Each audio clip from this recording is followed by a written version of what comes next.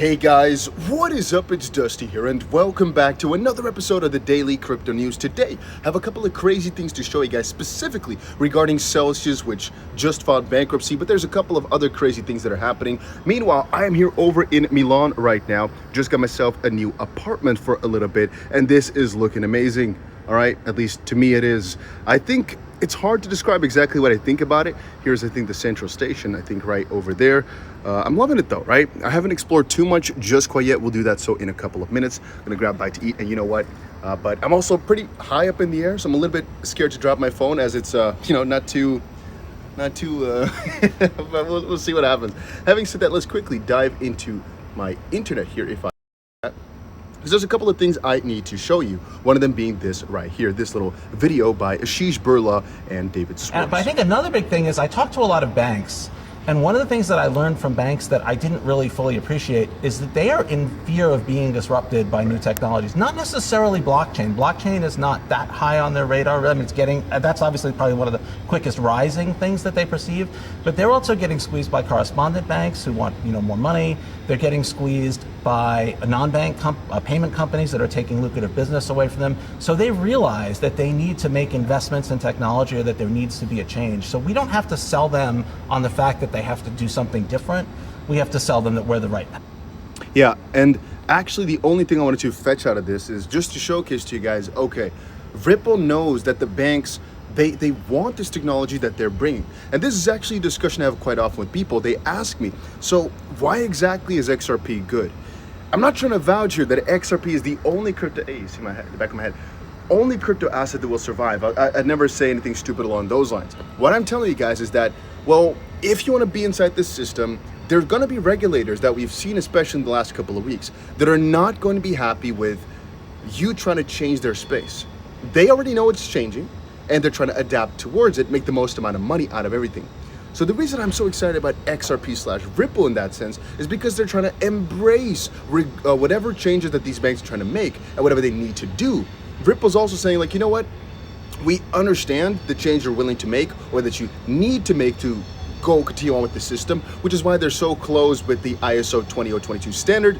Want to integrate fully into this new system whenever it goes live in different countries at different dates. But Swift is going to start, I think, even this year, right, with the new integration of the new system.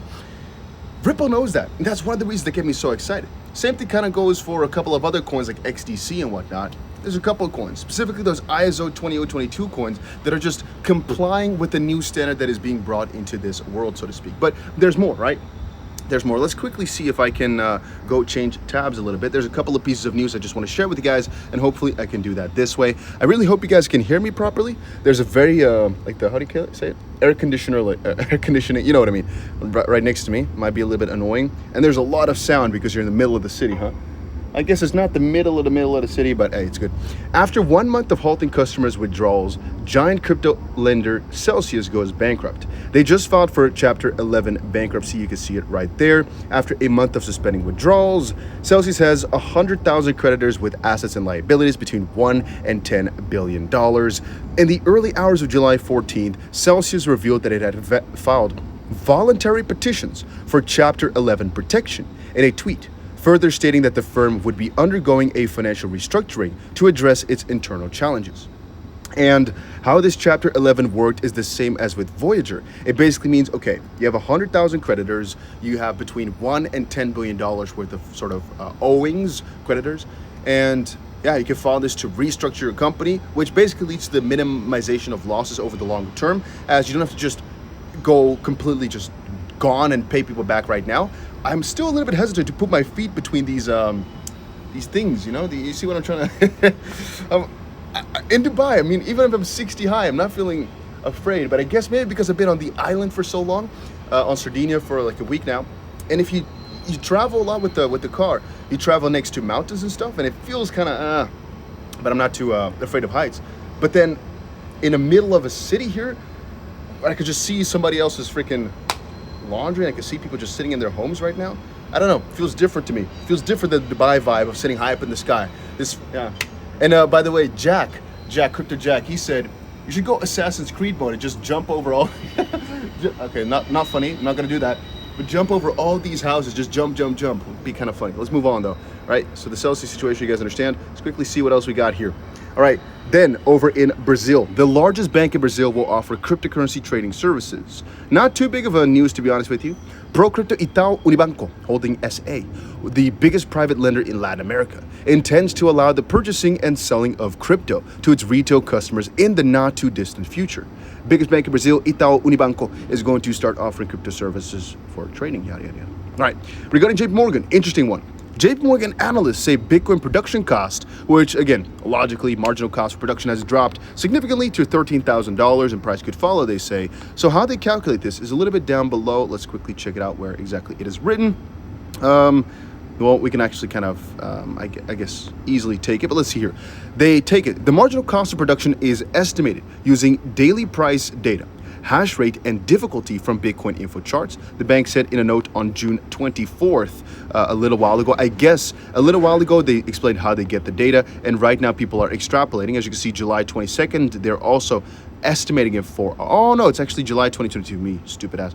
But yeah, they're trying to say that the power demand and everything has just decreased so significantly that right now the cost per Bitcoin is significantly lower, which could indicate that we have a metric for this over on Crypto Quant. I'll show it to you guys later today or tomorrow maybe.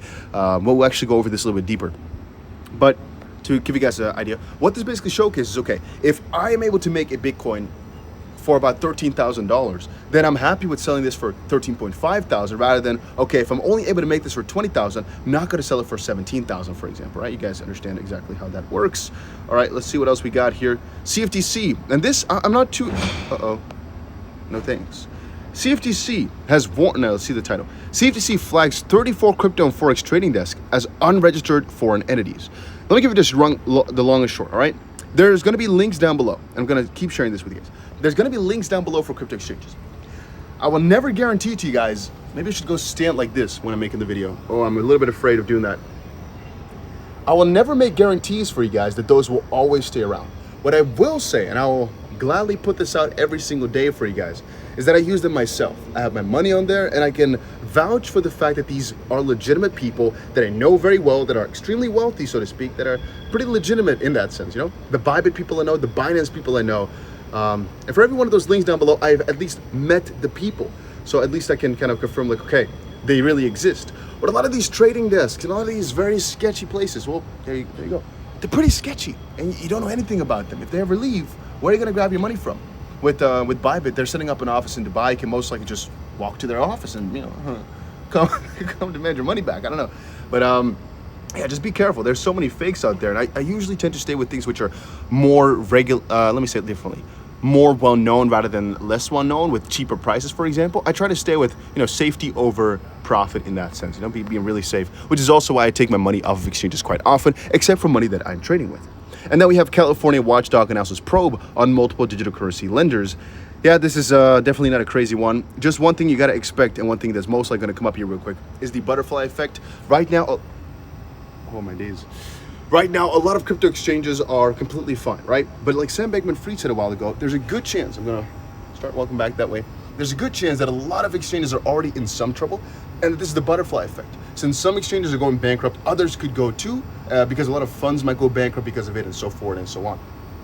It's like a butterfly because, well, as soon as one goes, a lot of others might follow pretty quickly. You guys understand how that works, right? The domino effect, the butterfly effect. So, yeah, that was it for today's video. Hopefully you guys all enjoyed it. I'm not sure if anybody was watching, by the way, but who cares, right? Yeah, and let me know if you watched this far.